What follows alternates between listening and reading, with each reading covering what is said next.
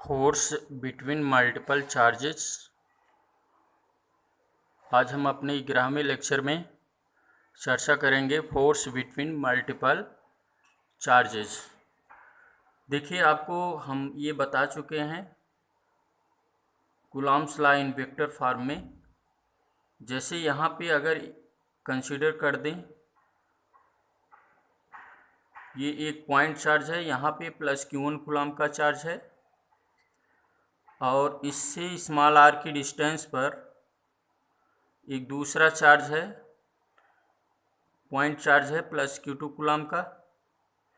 अगर इनकी डिस्टेंस को हम स्मॉल r कंसीडर करते हैं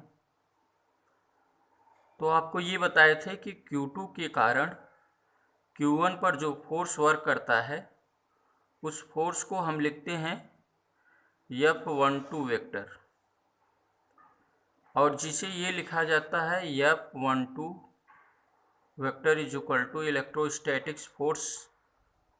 ये हो जाएगा दो चार्जों के बीच में इलेक्ट्रोस्टैटिक्स फोर्स जब वर्क करेगा तो 1/4 pi epsilon not Q1 Q2 by R square.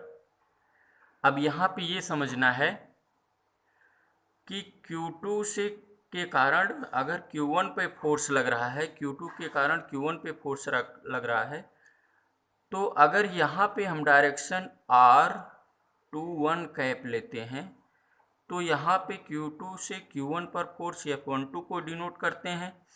तो F12 vector is equal to 1/4 pi epsilon Q1 Q2 upon R है। अगर ये यूनिट वेक्टर R21 कैप है तो यहाँ लिखेंगे R21 कैप। अगर इसे आप क्या लिख देते, R12 कैप कर देते, मान लेते अगर, तो हम यहाँ पे R12 कैप लिखते। ये हमने आपको बताया है, ये आप क्या इसको डिनोट करते हैं, जो भी आप डिनोट करेंगे वही चीज़ आप यहाँ पे लिखेंगे। अगर यहाँ 12 कैप यूनिट वेक्टर डायरेक्शन हम देते तो यहाँ 12 कैप लिख देते। अब देखिए, ये Q1 के कारण Q2 पे फोर्स ये वर्क करता है तो यहाँ पर F21 वेक्टर लिख देते हैं। लेकिन हमको जानना है कि फोर्स बिटवीन मल्टीपल चार्ज, अगर बहुत से चार्ज होते हैं तब फोर्स कैसे वर्क करता है, और इसी को हम force between multiple charges and superposition theorem या सुपरपोजिशन प्रिंसिपल को हम इसी में समझेंगे। तो यहाँ पे सबसे पहले देखिए, हम कंसीडर क्या करते हैं, कंसीडर ये करते हैं कि यहाँ पे एक पॉइंट चार्ज कंसीडर करते हैं प्लस Q1 कूलॉम का एक पॉइंट चार्ज है। तो यहाँ से मान लेते हैं यहाँ पे एक प्लस Q2 कूलॉम का पॉइंट चार्ज है और जिसकी बीच की जो डिस्टेंस है वो क्या है, R12 है। डिस्टेंस को हमने R12 मान लिया। अगर इसी के डायरेक्शन में R12 कैप यूनिट वेक्टर हो तो Q2 के कारण Q1 पर जो फोर्स वर्क करेगा वह फोर्स होगा F12 वेक्टर होगा। ठीक इसी प्रकार से अगर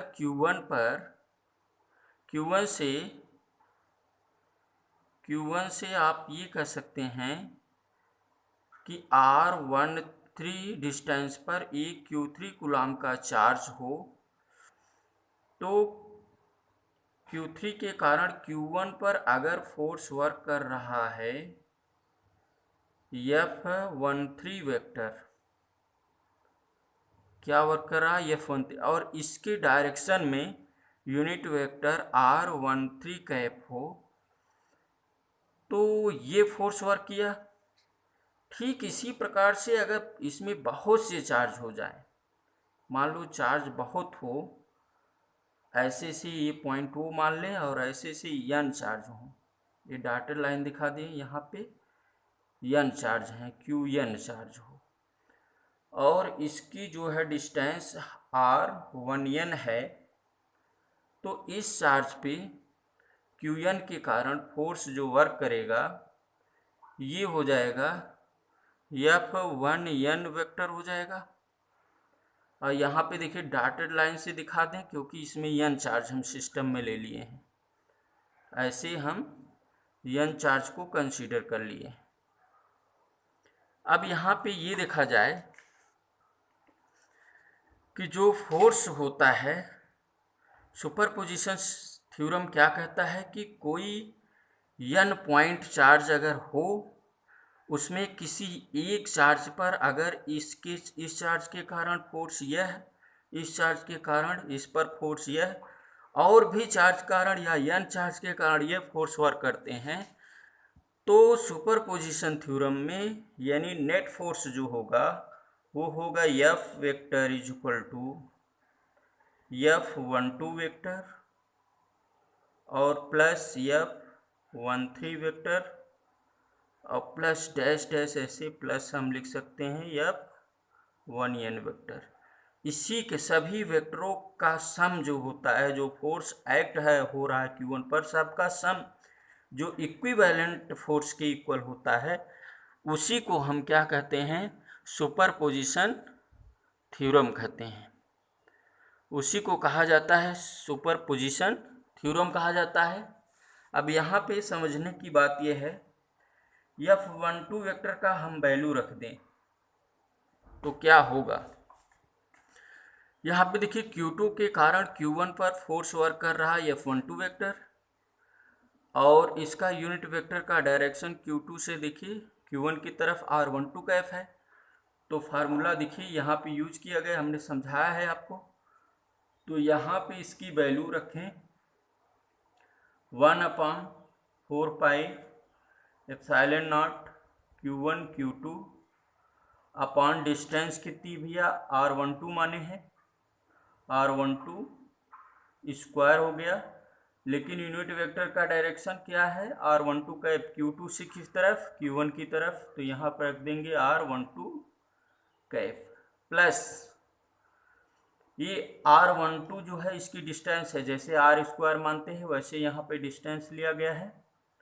अब देखिएगा प्लस करेंगे F13 यानी Q3 चार्ज के कारण Q1 पर फोर्स F13 वेक्टर लग रहा है, तो ये वैल्यू रख दें 1/4 पाई एप्सिलॉन नॉट Q1 और दूसरा चार्ज आपका Q3 है ये, अपॉन डिस्टेंस B से R13 माने हैं, R13 का स्क्वायर कर दें, और यूनिट वेक्टर Q3 से Q1 की तरफ R13 कैफ पर किया, फिर प्लस डैश डैश, ऐसे ही करके हम इसका लिख सकते हैं, डैश डैश बीच में है तो ये आ जाएगा dash dash plus 1/4 pi epsilon not, क्या हो जाएगा Q1 Qn अपॉन